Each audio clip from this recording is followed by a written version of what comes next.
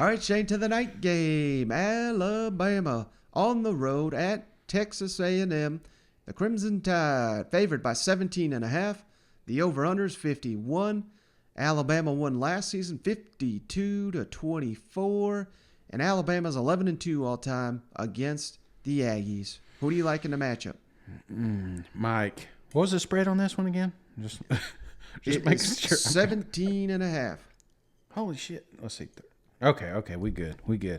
All right, Mike, because I had it saved at 18, so that's just showing you the confidence moving in the other direction. This is, Mike, we talked about this early in the week. This was a game that I had circled. Like I said, there was a bucket list of football games I really wanted to see this year, and this was it. I thought to my core that this was going to be the year that Nick Saban gets beat by Jimbo and the Texas A. That was my bold prediction. I didn't come out and say it, but that's what I was feeling. I was feeling like this is going to be the year. And Texas A&M just keeps fumbling, man. Not actually fumbling, but they just can't get this thing going. They're not smooth. The defense isn't as good as I thought it was. They make too many mistakes, and I know they got a backup quarterback. Nobody expected Calzada to be in there, but he is not the answer, and there is no help for him. And when I say no help, this offensive line is embarrassing at times. Embarrassing. All them recruits, all them stars don't mean shit if you can't block. You know what I'm saying? And that's what Texas A&M is having a tough time doing. And guess what Alabama is having a great time doing? Getting pressure on the quarterback. Getting in the backfield and disrupting the running game and making negative plays. This has the recipe to be an ugly game. However, I don't think it is. I think it's a close game, Mike, for a little while. I think Jimbo mixes a few things up. I think he was, and I don't know. Everybody wants to beat Alabama. Everybody wants to beat Nick Saban. And I think we're going to see a little bit more of conservative play calling from Jimbo. Don't be surprised if you feel like at times that Jimbo's playing not to win, but not to lose by much. That's what the kind of vibe I feel like we're going to have coming into this game. And I know nobody comes in, wanting to play close.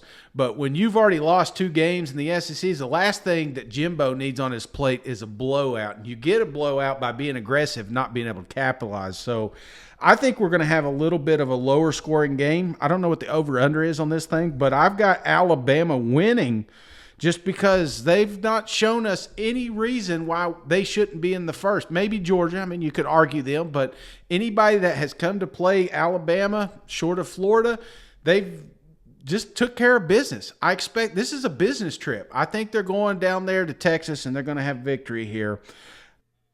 We're not going to upset Nick. So Alabama 34, Texas A&M 17. I still got A&M with the points, I believe. My math is not that great. That's 17 points. So, yeah, we're good there. But, yeah, and I think that's a little bit of a backdoor too. Right. Yeah, I like a lot of what you had to say, Shane. I mean, this is a game where if you're Texas A&M, it's time to man up. This is your Super Bowl. Your college football playoff hopes dashed. Your SEC West hopes basically dashed unless you win this game. I mean, this is the only shot you got left to potentially reach Atlanta, and even that, hell, it's a damn near 18-point spread. So that's basically what they think of your chances of getting there. So much hype. The game's sold out. Everything you just said. This was supposed to be the game of the year. Yeah. And I want to pick the Aggies. I was ready to pick the Aggies all week. Not necessarily to win the game, but to cover. But, man, I'm just done. I'm done picking against Alabama and the Crimson Tide, Shane. I mean, they made me look like a damn fool. I'm not going to allow it 2 weeks in a row.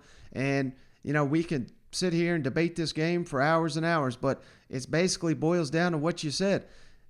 We keep saying Zach Calzada's not cutting it, which is, it's true. There's plays to be made, but he's not horrible. But the real issue with A&M is they can't block anybody, and they can't run the ball. And when you got an inexperienced quarterback that's not getting it done, you need to lean on that running game, and they're just not able to do it. That would take all the pressure in the world off of Zach Calzada's shoulders.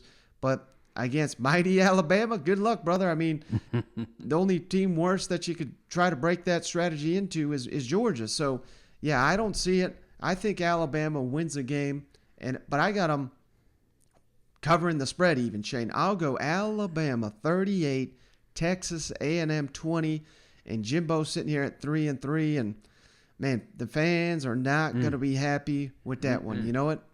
No, that's going to be a tough one, man. I mean, this is the year. You look at when you hired Jimbo, this was the year that you were supposed to compete for the West. This was the year, and the stars seemed aligned. We had players coming back, and just the vibe, and then the wheel fell off. And it's just they're spiraling a little bit, and they need to.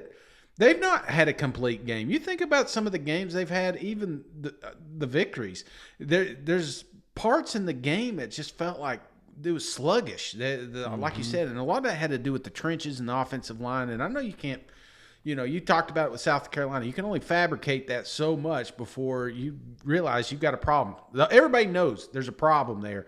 And who better to expose it than the all-time great Nick Saban? All right, Shane.